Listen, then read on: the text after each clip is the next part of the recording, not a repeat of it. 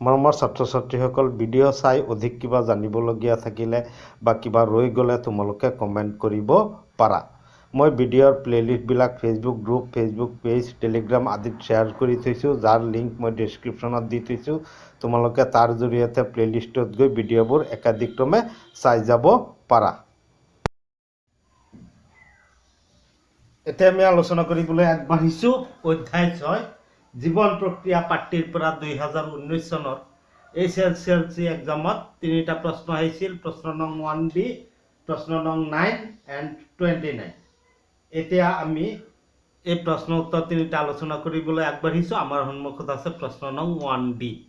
আমাৰ লালটিত থকা উৎসেচকবিধক বোলা হয় এমাইলেজ, লাইপেজ, ট্ৰিপচিন, পেপচিন। এই প্ৰশ্নটো এটা মেকিং প্ৰশ্ন আহিছে। এই প্ৰশ্নটো তোমালোকৰ কিতাপৰ 99 পৃষ্ঠাত প্ৰথমটো পেৰাগ্ৰাফৰ শেষৰ ফালে চোৱা। প্ৰথমটো পেৰাগ্ৰাফৰ শেষৰ ফালে অনুঘটক উৎসেচক এনজাইম ইয়াৰ তলতে আছে লালটি এমাইলেজ। আমাৰ লালটিত থকা উৎসেচকবিধক লালটি এমাইলেজ। গতিকে ইয়াত 1 নম্বৰটো 1Dৰ 1 নম্বৰটো শুদ্ধ উত্তৰ। এইটো এটা অপশ্যনেল প্ৰশ্ন, খালি আমি শুদ্ধ আনচাৰটো আগবঢ়ালেই আমাৰ হৈ গ'ল।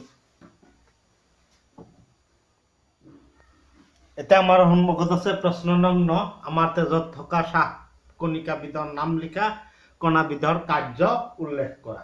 এই প্ৰশ্নটো এটা মেকিং প্ৰশ্ন আহিছে। ইয়াৰ কাৰ্য এইবিলাক আগতেই পাই আহিছে। আমাৰ তেজত শ্বেতৰক্ত কণিকাত থকা হিমগ্ল'বিনক শ্বাস কণা বোলা হয়। এই হিমগ্ল'বিনক শ্বাস কণা বুলি কোৱা হয়। ই অক্সিজেনৰ লগ লাগি অক্সি হিমগ্ল'বিন যৌগ গঠন কৰে। তেজৰ সোঁতত যেতিয়া কোষ পায়, অক্সি হিমগ্ল'বিন ভাঙি হিমগ্ল'বিন আৰু অক্সিজেনত পৰিণত হয়। এই অক্সিজেন কোষত ব্যাপন প্ৰক্ৰিয়াৰে প্ৰৱেশ ঘটে। মানে এনেদৰে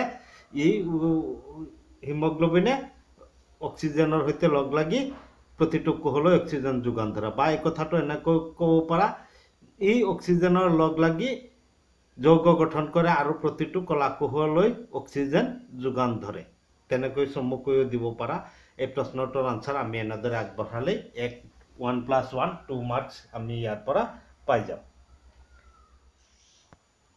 এতিয়া আমি আলোচনা কৰিবলৈ আগবাঢ়িছোঁ প্ৰশ্ন নং 29, যিটো তোমালোকৰ কিতাপৰ পৰা এটা মেকিং প্ৰশ্ন আহিছে। এই প্ৰশ্নটো মানুহৰ হৃদযন্ত্ৰৰ মাজেৰে তেজ পৰিবহনৰ চিত্ৰ আঁকি এই পৰিবহনটো আমি চমুকৈ বৰ্ণনা কৰিব লাগে। এই প্ৰশ্নটো তোমালোকৰ কিতাপৰ 6 পৃষ্ঠাত হৃদযন্ত্ৰৰ চিত্ৰ দিয়া আছে।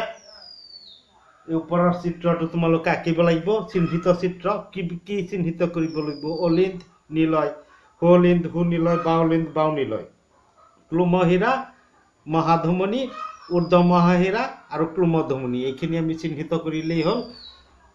মাৰ্ক আছে 2+3। মানুহৰ হৃদযন্ত্ৰৰ এটা পৰিষ্কাৰ চিহ্নিত দীৰ্ঘচ্ছেদত চিত্ৰ আঁকা। গতিকে আমি এইটো আঁকিব লাগিব। দীৰ্ঘচ্ছেদত ক'লে আমি এই চিত্ৰটো আঁকিব লাগিব। কোঠালিৰ মাজেৰে প্ৰবাহিত হোৱা তেজৰ ধাৰাৰ দিশ কাৰ চিনৰ দ্বাৰা? এইটো চোৱা, তেজ প্ৰৱেশ কৰিছে। এইটো ইফালে গৈ ক্লোমধমনীৰে ওলাই গৈছে। এইটো হৈছে ক্লোমধমনী।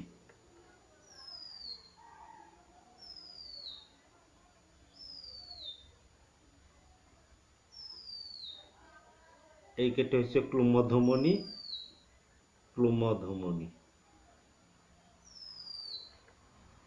এই ক্লোমধমনীৰে কি হয়? তেজ ওলাই যায়। ইফালে ওলাই যায় গৈ হাওঁফাওঁ পায়। হাওঁফাওঁত তেজ বিশুদ্ধ হোৱাৰ পিছত উভতি আহে। এটি দেখুওৱা আৰু হৃদযন্ত্ৰটোৰ মাজেৰে হোৱা তেজ সংবহনৰ এটি চমু বিৱৰণ দিয়া। এইটো নিম্ন আৰু ঊৰ্ধ্বমহাশিৰাৰ জৰিয়তে সোলিন্দত আহিল। সোলিন্দৰ তেজ কপাটৰ জৰিয়তে সুনিলয়লৈ যায়। সুনিলয়ৰ পৰা তেজ ক্লোমধমনীৰে ওলাই গৈ হাওঁফাওঁত বিশুদ্ধ হয়। বিশুদ্ধ হোৱাৰ পিছত ক্লোমহীৰাৰ জৰিয়তে ক'ত? বাওলিন্দত প্ৰৱেশ কৰে। বাওলিন্দৰ পৰা তেজ বাওনিলয়লৈ যায়। বাওনিলয়ৰ পৰা তেজ মহাধমনীৰে ওলাই গৈ আমাৰ শৰীৰৰ প্ৰতিটো কলা কোষক যোগান ধৰে। এই বৰ্ণনা, এতিয়া যিখিনি কথা ক'লোঁ এইখিনি মই ইয়াত বৰ্ণনা কৰিছোঁ। এনেদৰে আমাৰ শৰীৰৰ অশুদ্ধ তেজ ঊৰ্ধ্ব আৰু নিম্ন মহাশিৰাৰ জৰিয়তে সোৱলিন্দত প্ৰৱেশ কৰে। সোৱলিন্দৰ পৰা কপাটৰ জৰিয়তে সুনীললৈ যাওঁ, সুনীলৰ পৰা তেজ ক্ৰোমধমনীৰে হাওঁফাওলৈ যাওঁ, হাওঁফাওৰ অক্সিজেনযুক্ত তেজ ক্ৰোমহীৰাৰে বাহুলিণ্ডলৈ আহে, বাহুলিণ্ডৰ পৰা তেজ কপাটৰ জৰিয়তে বাহুনীললৈ যায়, কপাটৰ বাবে তেজ নীলয়ৰ পৰা উলিণ্ডলৈ যাব নোৱাৰে, উভতি যাব নোৱাৰে। বাহুনীলয়ৰ তেজ মহাধমনীৰে ওলাই গৈ আমাৰ শৰীৰৰ প্ৰতিটো কলাকোষক যোগান ধৰে। এনেদৰে হৃদযন্ত্ৰৰ মাজেৰে তেজ দুবাৰ প্ৰবাহিত হয় আৰু বিশুদ্ধ আৰু অশুদ্ধ তেজ পৃথক হৈ থাকে। এনেদৰে হৃদযন্ত্ৰৰ মাজে তেজ দুবাৰ প্ৰবাহিত হয় আৰু বিশুদ্ধ আৰু অশুদ্ধ তেজ পৃথক হৈ থাকে। আমি এতিয়া আলোচনা কৰিবলৈ আগবাঢ়িছোঁ 29 নং প্ৰশ্নৰ অৰ নাইবা অথবা দিহা খণ্ডটো।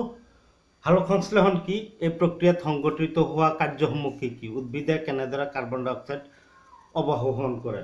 এই প্ৰশ্নটো এটা মেকিং প্ৰশ্ন আহিছে, যিটো তোমালোকৰ কিতাপৰ 96 আৰু 97 পেজত এই কথাখিনিৰ আনচাৰ তোমালোকে পাই যাবা। উদ্ভিদৰ পত্ৰৰহিতে আহৰণ কৰা সৌৰশক্তিৰ প্ৰভাৱত শিপাই শোষণ কৰা পানী আৰু পত্ৰৰন্ধ্ৰই আহৰণ কৰা কাৰ্বন ডাই অক্সাইডৰ মাজত বিক্ৰিয়া ঘটাই খাদ্য প্ৰস্তুত কৰে। ইয়াকে সালোকসংশ্লেষণ বোলে, আৰু ইয়াকে সালোকসংশ্লেষণ বুলি কোৱা হয়। মাৰ্ক আছে 1, আমি কিনি লিখিলে হ'ল। পিছত আছে মাৰ্ক 3। সালোকসংশ্লেষণ প্ৰক্ৰিয়াৰ কাৰ্যসমূহ হ'ল পোহৰ শক্তিক পত্ৰসৰহিতৰ দ্বাৰা শোষণ, আৰু এই পোহৰ শক্তিক ৰাসায়নিক শক্তিলৈ পৰিৱৰ্তন কৰি পানীৰ অণুক হাইড্ৰজেন আৰু অক্সিজেনলৈ পৃথকীকৰণ, আৰু এই অক্সিজেনে কাৰ্বন ডাই অক্সাইডৰ বিজাৰণ ঘটাই কাৰ্বহাইড্ৰেট উৎপন্ন কৰে। উদ্ভিদে প্ৰয়োজনীয়, তাৰ পিছৰ প্ৰশ্নটো হ'ল এইখিনিৰ বাবে হৈ গ'ল। তাৰপিছত কেনেদৰে কাৰ্বন ডাই অক্সাইড অৱশোষণ কৰে? উদ্ভিদে প্ৰয়োজনীয় কাৰ্বন ডাই অক্সাইড পত্ৰৰন্ধ্ৰৰ জৰিয়তে অৱশোষণ কৰে। দিনৰ ভাগত সালোকসংশ্লেষণৰ বাবে কাৰ্বন ডাই অক্সাইড প্ৰয়োজন হোৱাৰ বাবে পত্ৰৰন্ধ্ৰৰ ছিদ্ৰ মুকলি হয় আৰু ইয়াৰ জৰিয়তে বিশাল গেছৰ বিনিময় হয়, আৰু ইয়াৰ জৰিয়তে কি হয়? বিশাল পৰিমাণৰ গেছৰ বিনিময় হৈ থাকে। এইটো আমি ইয়াত মাৰ্ক 3 আছে যদিও আমি ইয়াত 4টা কাৰ্য সম্পন্ন হয়। সেইবাবে আমি এইখিনিৰ এই প্ৰশ্নটোৰ আনচাৰ এনেদৰে আগবঢ়ালেই আমাৰ হৈ গ'ল। আমাৰ ছাত্ৰ ছাত্ৰীসকল ভিডিঅ'টো চাই ভাল লাগিছে যদি ভিডিঅ'টো লাইক কৰা আৰু যিমান পাৰা শ্বেয়াৰ কৰা, যাতে সকলোৱে ভিডিঅ'টো চাব পাৰে। ইয়াৰ লগতে তোমালোকে চেনেলটো ছাবস্ক্ৰাইব কৰি লোৱা আৰু চেনেলত গৈ ভিডিঅ'বোৰ একাধিক্ৰমে চাই যাব পাৰিবা।